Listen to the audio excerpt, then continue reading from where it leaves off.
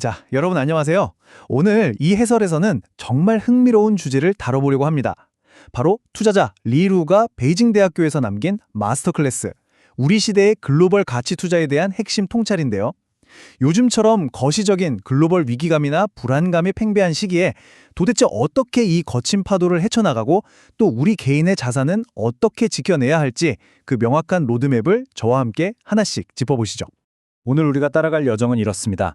1장 시대의 곤경부터 시작해서 2장 문명 패러다임의 전환, 3장 신용 시스템의 구축, 4장 지속 가능한 성장의 점화, 5장 진정한 부의 재정의, 그리고 마지막 6장 가치 투자의 원칙까지요. 거대한 거시경제 이야기로 시작해서 여러분의 개인 투자 마인드셋까지 아주 쭉 당겨서 주민에 들어가 보겠습니다. 자, 첫 번째, 시대의 공경입니다. 요즘 다들 위기다, 어렵다 하시잖아요. 도대체 우리 시대가 처한 곤경의 실체가 뭘까요?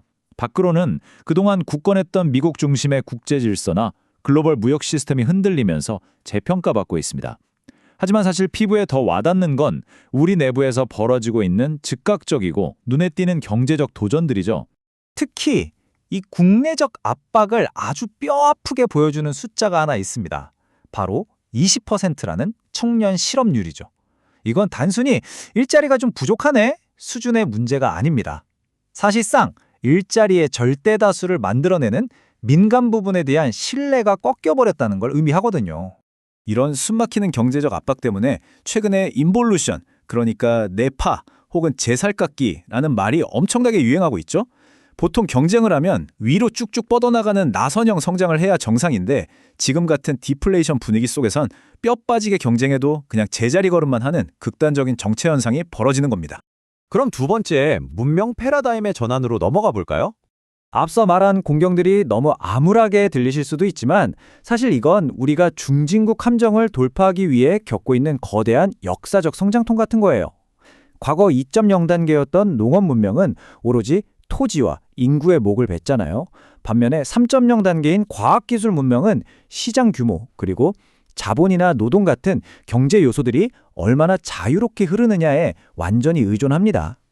우리는 지금 토지 같은 것에 집착하던 낡은 2.0의 때를 벗고 3.0으로 넘어가려는 그 애매하고 고통스러운 2.5 단계의 한가운데서 있는 거죠. 세 번째, 신용 시스템의 구축입니다. 자, 3.0 시대의 핵심인 요소들의 자유로운 흐름을 만들려면 뭐가 필요할까요? 바로 고도로 진화된 구조적 해결책, 즉 현대적인 자본시장이 절대적으로 필요합니다. 역사를 보면 이 신용 시스템이 어떻게 진화했는지 쫙 보이는데요. 1000년대 베네치아 상인들의 복식부기에서 시작해서 1600년대 네덜란드가 주식회사와 중앙은행을 만들어냈고 결국 영국이 이걸 바탕으로 아주 견고한 현대적 신용 시스템을 완성해냈죠. 여기서 정말 재미있는 역사적 평행 이론이 하나 등장합니다. 1688년에 영국이 네덜란드의 선진적인 금융 시스템을 싹 흡수해서 국가를 현대화했던 것처럼 중국 역시 홍콩이라는 이미 완벽하게 성숙한 국제 자본시장을 그대로 가져다 활용할 수 있는 엄청난 기회를 쥐고 있다는 겁니다. 그 탄탄한 시스템이 이미 옆에 구축되어 있으니까요. 네 번째, 지속 가능한 성장의 점화입니다. 도대체 왜 그렇게 자본시장이 절실하게 필요한 걸까요? 현재 부가 중국 내부에서 어떻게 움직이고 있는지 보면 답이 딱 나옵니다. 지금 중국 GDP의 무려 50%가 국유은행에 꼼짝없이 저축으로 묶여 있어요. 반면에 경제를 팍팍 돌려줘야 할 개인 소비는 고작 40%에 불과해져. 이걸 다른 나라랑 한번 비교해 볼까요? 인도의 소비율이 60%, 미국이 70%인 걸 생각하면 중국의 40%는 확실히 좀 답답한 숫자죠. 하지만 다르게 생각해보면 은행에 잠들어 있는 저 막대한 50%의 저축을 시장으로 끌어내서 지속가능한 경제성장판으로 바꿀 수 있다면 이건 정말 상상을 초월하는 거대한 기회가 될 수 있다는 뜻이기도 합니다. 다섯 번째, 진정한 부의 재정의. 자, 거시경제의 렌즈를 이제 여러분 개인의 지갑, 개인의 재무 철학으로 쫙 당겨보겠습니다. 여러분, 진정한 부란 과연 뭘까요? 유지비만 어마어마하게 깨지는 영국의 거대한 옛날 성곽 같은 걸까요? 아니면 그냥 은행 계좌에 숫자로만 찍혀있는 두둑한 현금 뭉치일까요? 당연히 아니겠죠. 역사적 사실을 하나 보죠. 중국 개혁개방 초기에 1만 위안, 그러니까 당시로선 엄청난 큰 돈을 가졌던 사람들을 만위안호라고 불렀거든요. 근데 그 사람들이 그 돈을 굴리지 않고 현금으로 방구석에 고이 모셔두기만 했다면 어떨까요? 복리로 폭발하는 현대 경제에서 가만히 있는 현금은 시간이 지날수록 그냥 증발해버리는 거나 다름없습니다. 그러니까 진정한 부라는 건 무슨 고정된 자산이나 금덩어리가 아니에요.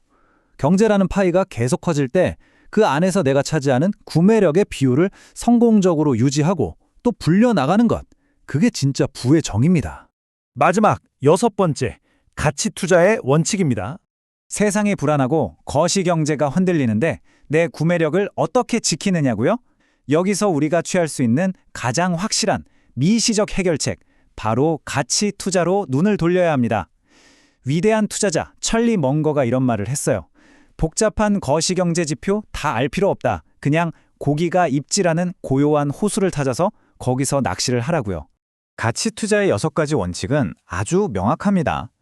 주식을 종이로 보지 말고 회사의 소유권으로 볼 것, 변덕심한 미스터 마켓에 휘둘리지 말고 철저히 이용할 것, 안전마진을 고수하고 내가 아는 능력 범위 안에서만 움직이며 물고기가 있는 곳에서 낚시할 것.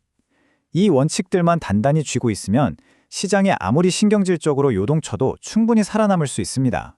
그래도 지금 시대가 너무 혼란스러워서 불안하시다고요? 가치 투자의 아버지 벤 그레이엄이 도대체 언제 이 원칙들을 만들고 엄청난 수익을 올렸는지 떠올려 보세요. 바로 역사상 최악의 시기였던 대공황과 2차 세계대전 때였습니다. 원래 가치 투자는 혼란과 절망 속에서 가장 찬란하게 빛을 발하는 법이거든요. 우리가 좋든 싫든 세상의 거대한 패러다임 변화는 계속 될 겁니다. 거시적인 흐름 자체를 우리가 통제할 순 없죠. 그렇다면 여러분은 쏟아지는 소음들을 끄고 진짜 역동적인 기업들을 찾아내 여러분의 미래 구매력을 지켜내기 위해 지금 당장 어떤 행동을 취하시겠습니까?